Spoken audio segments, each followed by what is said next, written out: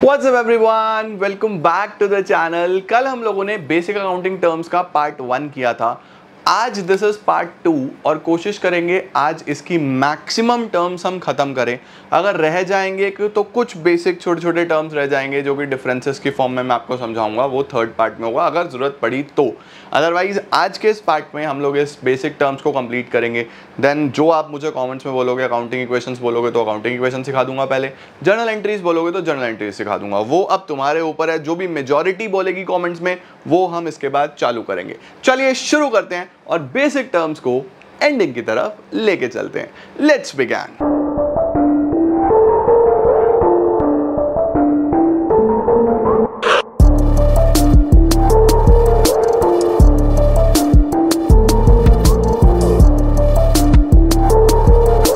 आज जो हमारे पास सबसे पहले कुछ टर्म्स आ रही हैं वो बड़े ध्यान से और इंटरेस्टिंग समझने वाली टर्म्स हैं। देखो, नंबर 1 इज एंट्री। एंट्री क्या होता है? देखो, आप अकाउंट्स जब बनाओगे ना, अब मैंने आपको समझाया कल अकाउंट क्या है, तो हर ट्रांजैक्शन को रिकॉर्ड करोगे। जब आप ट्रांजैक्शन को रिकॉर्ड करते हो तो उसको हम एंट्री बोलते हैं। What is entry?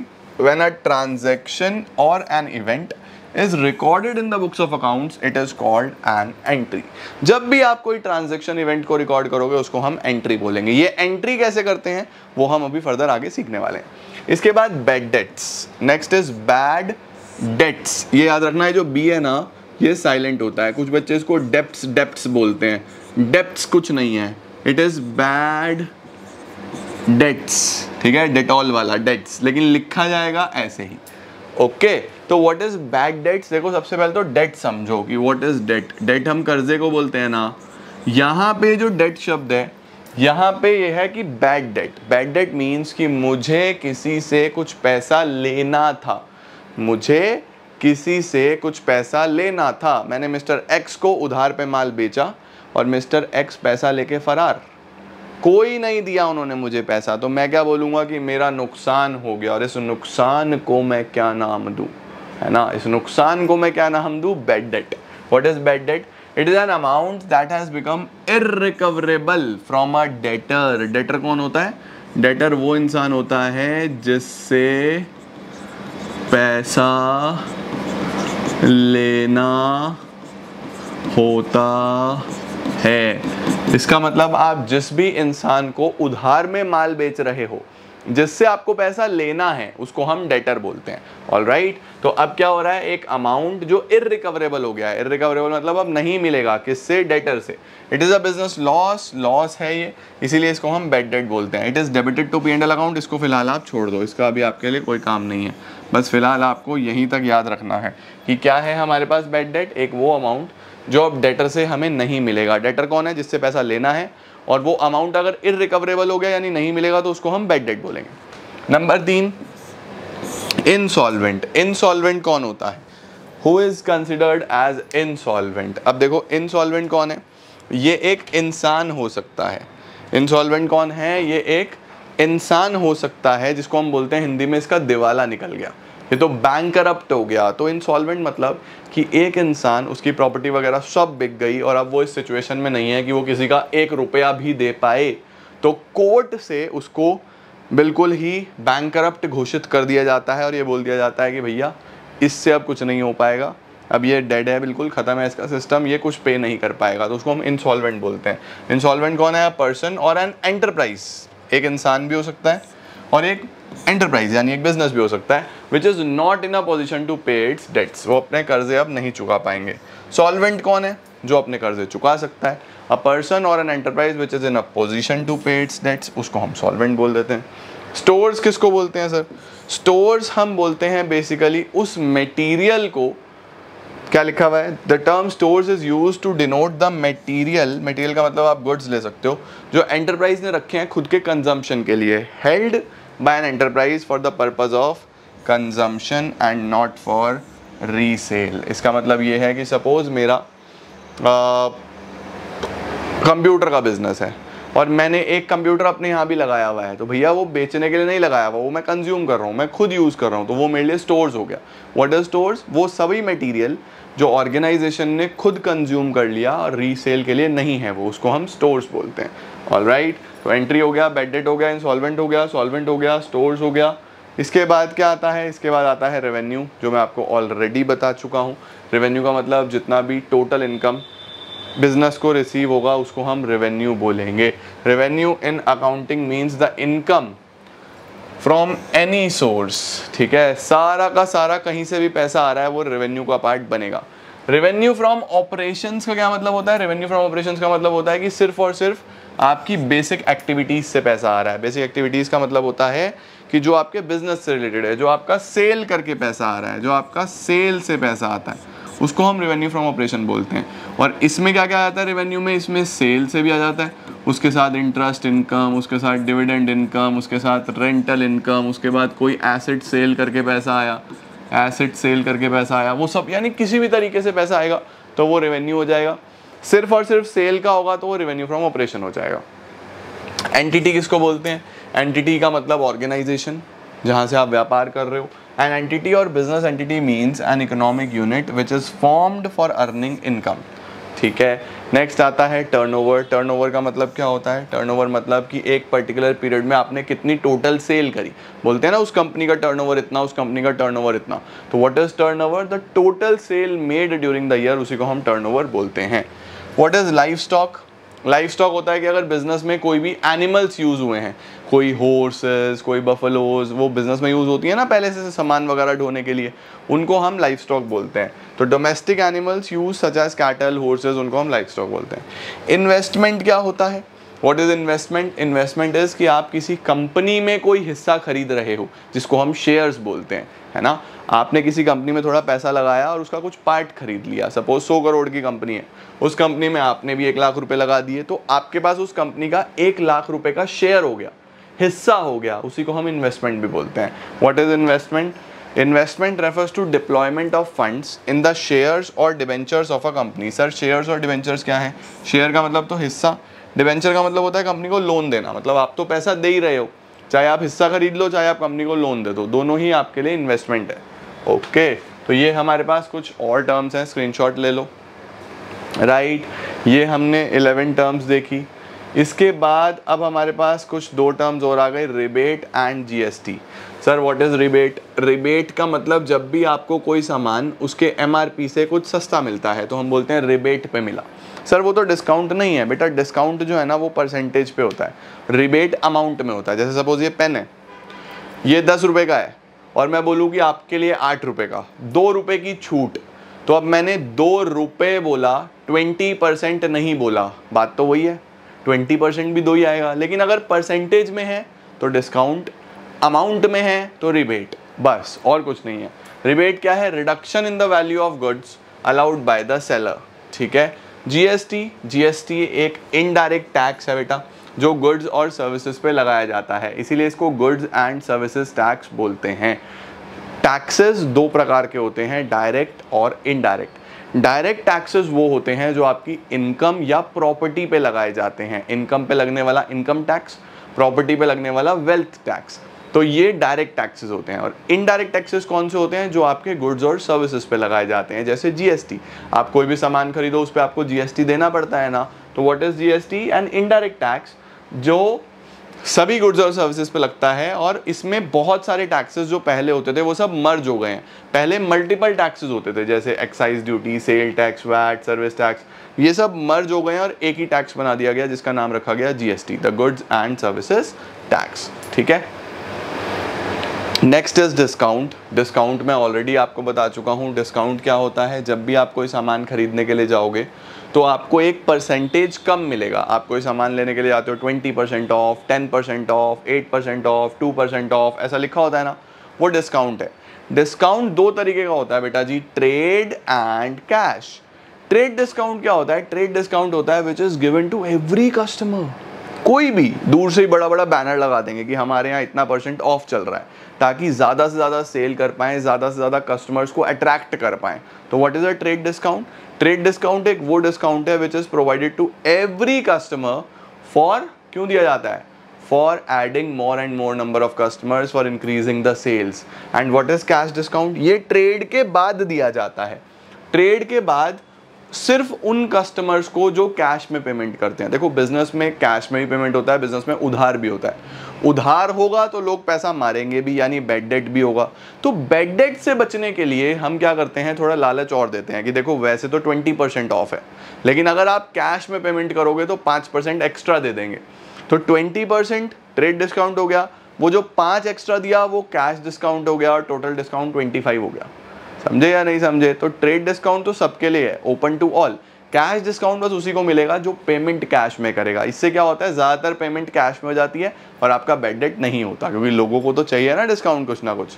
ऑलराइट, तो discount is either an allowance, allowance का मतलब छूट, offered by the seller of the selling price और deduction from making prompt payment. Trade discount, prompt payment का मतलब होता है अर्ली पेमेंट, जल्दी से पेमेंट देना। दो तरीके का होगा, ट्रेड और कैश। नेक्स्ट आ रहा है बेटा जी गुड्स। गुड्स आप जानते ही हो, वो सभी चीज़ें जो आप रीसेल के लिए अपनी दुकान में रख रहे हो उसको हम गुड्स बोलते हैं। वाउचर क्या है? वाउचर एक तरीके का आप ये समझ लो कि डिक्लेरेशन है कि हाँ एक्चुअल में कोई परचेज या सेल हुआ है। यानी जब भी आप कोई सामान खरीदते हो या जब भी आप कोई सामान बेचते हो तो उसका एक बिल होता है ना, उस बिल की मदद से एक डॉक्यूमेंट बनाया जाता है जिसमें लिखा जाता है कितनी चीज़ें डेबिट हुई हैं, कितनी चीज़ें क्रेडिट हुई हैं। यानी वाउचर बहुत क्लियरली डिफाइन करता है कि what is being debited, what is being credited, कौन सा लेफ्ट हैंड साइड लिखा जाएगा, कौन सा राइट हैंड साइड लिखा जाएगा। तो वाउचर होता क्या है? It is a document which provides authorisation to pay and on the basis of which transactions are recorded. Cost, कीमत, खर्चा, लागत जिसको हम बोलते हैं। जैसे फॉर एग्जाम्पल ये पेन मैं 8 रुपये का बेच रहा हूँ बट मुझे 5 का पड़ा है, तो 5 rupees is my cost, right. 8 rupees is my selling price, and जो बीच का 3 है वो हमारी इनकम है। परफेक्ट। तो cost can be termed as the amount of resources given up in exchange of some goods or services. Next आता है बेटा जी ट्रेड पेबल्स। ट्रेड पेबल कौन होते हैं?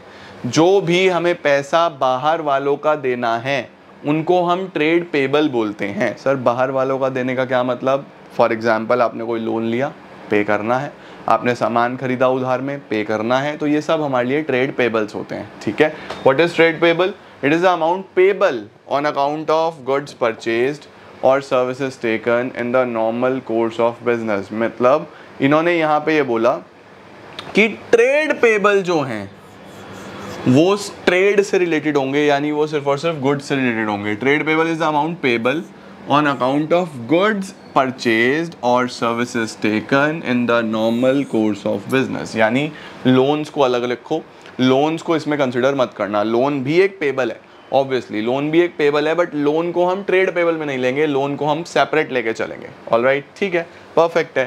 ट्रेड पेबल क्या है? Amount payable on account of goods purchase और services taken in the normal course of business. अब इसमें कौन कौन आते हैं? क्रेडिटर। क्रेडिटर कौन होता है? जिसका पैसा देना है।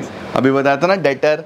डेटर वो है जिससे पैसा लेना है, यानी उसको आपने उधार में माल बेचा है तो उससे पैसा लेना है।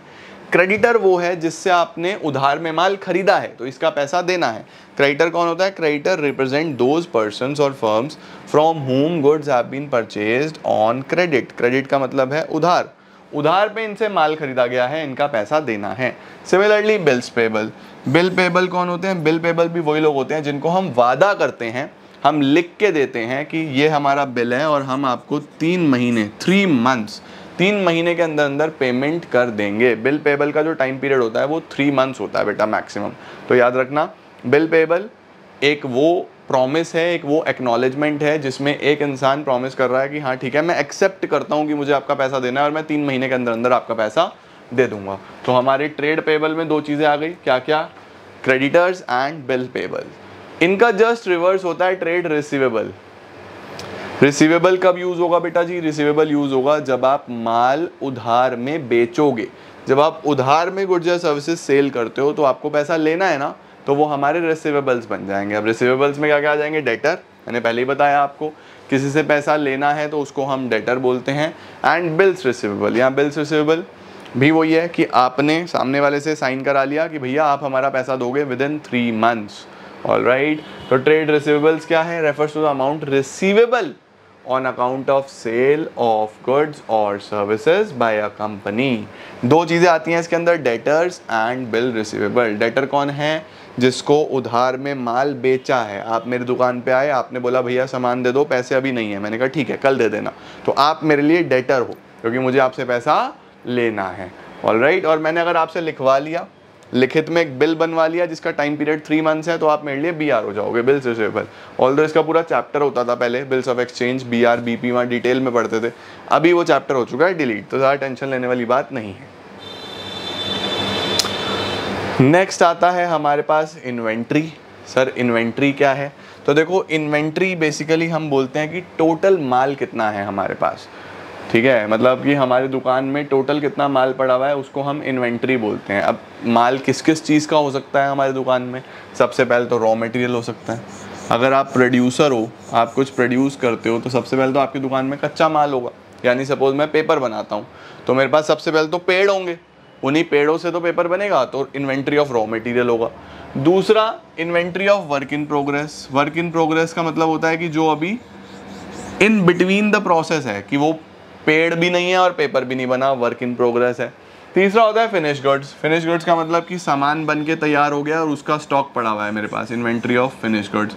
चौथा होता है stock in trade. Stock in trade का मतलब जो बना बनाया खरीदा है, कि सपोज एक वाइट वाला पेपर तो मैं बनाता हूँ, लेकिन ब्राउन वाला पेपर मैं खरीद के बेचता हूँ, तो अगर वो जो मैंने खरीदा है उसका स्टॉक पड़ा हुआ है तो उसको inventory of stock in trade बोलते हैं। तो जो आप बनाते हो उसका रॉ मटेरियल का stock, inventory of raw material. जो आधा बन गया, inventory of work in progress. जो पूरा बन के तैयार है, इन्वेंट्री ऑफ फिनिश गुड्स। जो बना बनाया खरीदा है बेचने के लिए, उसके स्टॉक को क्या बोलते हैं? Inventory of stock in trade. तो इन्वेंट्री क्या है? काफ़ी बड़ा टर्म है जिसके अंदर वो सारा बचा हुआ माल आता है जो साल के लास्ट में आपके पास बच गया, चाहे वो रॉ मटेरियल हो, चाहे वो वर्क इन प्रोग्रेस हो, चाहे वो फिनिश गुड्स हो, चाहे वो स्टॉक इन ट्रेड हो, चारों चीज़ें इन्वेंट्री में आ जाती हैं। स्क्रीनशॉट जल्दी से ले लो। नेक्स्ट आता है स्टॉक। स्टॉक का मतलब क्या है? स्टॉक का मतलब वो है कि जो आपके पास, जो आपने माल खरीदा है वही स्टॉक इन ट्रेड। लास्ट में जो आपने माल खरीदा है बेचने के लिए उसका स्टॉक। अगर साल के शुरू में चेक कर रहे हो तो उसको ओपनिंग स्टॉक बोलते हैं, साल के लास्ट में चेक कर रहे हो तो उसको क्लोजिंग स्टॉक बोलते हैं। ओपनिंग स्टॉक, क्लोजिंग स्टॉक पे अभी हम डिटेल में चर्चा करेंगे आने वाले चैप्टर्स में, तो इस पे तुम बिल्कुल भी टेंशन मत लेना। बस याद रखो ओपनिंग स्टॉक वो माल जो साल के शुरू में हमें पता है इतना है, और क्लोजिंग स्टॉक जो साल के लास्ट में बच गया। ऑलराइट, लीजिए साहब, purchases, sales, sales return, purchase return, इनका हमने कल डिस्कशन ऑलरेडी कर लिया था। अब इसके बाद बेटा हमारे पास ना कुछ छोटे छोटे डिफरेंसेस बचे हैं जो मैं इस पीपीटी से नहीं करवाऊंगा, मैं लिख के करवाऊंगा। जैसे कि हमारे पास ये expenditure, capital expenditure, revenue expenditure, deferred revenue expenditure, इसमें मुझे ऐसे मज़ा नहीं आएगा, मैं ये लिख के तुम्हें अगली क्लास में कराऊंगा। इसके बाद एक बचा हमारे पास एसेट्स में, non current assets, current assets, fictitious assets, ये पढ़ेंगे। देन हमारे पास बचा लाइबिलिटीज़। लाइबिलिटी में internal liability, external liability, current liability, long term liability, ये सब हम 3-4 डिफरेंसेस हैं। इसको मैं नेक्स्ट क्लास में आपको लिखवा के चार्ट्स के साथ कराता हूँ, and then will move forward towards a new chapter. I hope आपको बेसिक टर्म समझ में आ रही होंगी। किसी टर्म में कोई और डाउट आ रहा है या कोई टर्म आपको लग रहा है कि इस पीपीटी में कवर नहीं हुई, तो मुझे कमेंट्स में लिख देना, मैं नेक्स्ट वाली वीडियो में उसको ऐड ऑन कर दूंगा। कोई और टर्म का आपको मतलब जानना है वो भी आप कमेंट्स में लिख सकते हो, सो दैट अगली वीडियो में हम उसको कवर कर दें। तो कल संडे है, कल अपना वीकेंड है, रेस्ट करो, एंजॉय करो। Will meet on Monday. Sunday को मैं वीडियोज़ नहीं करता हूँ, मंडे को आपको वीडियो आएगा और हम चीज़ें वापस से स्टार्ट करेंगे। Thank you so much for joining in guys. Video को शेयर करना मत भूलना, सभी फ्रेंड्स तक शेयर करना, लाइक ज़रूर करना, और कमेंट्स में अपना प्यार ऐसे ही बढ़ा के चलना। Thank you so much.